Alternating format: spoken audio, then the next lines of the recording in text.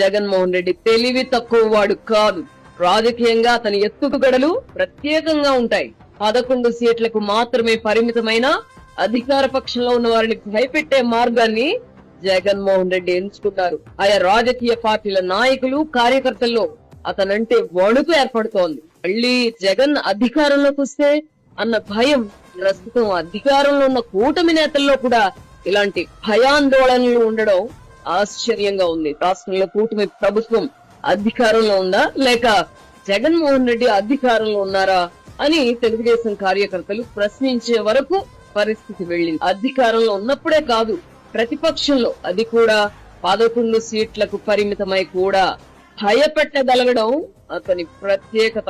చంద్రబాబు, లోకేష్, పవన్ కళ్యాణ్ వంటి వారిని మినహాయించి మిగతా నాయకులు ప్రస్తుతానికి అధికారం అనుభవిద్దాం, 2029 తర్వాత ఏం జరిగినా మనం సేఫ్ గా ఉందాం అన్న ధోరణిని అలవర్చుకుంటున్నారు.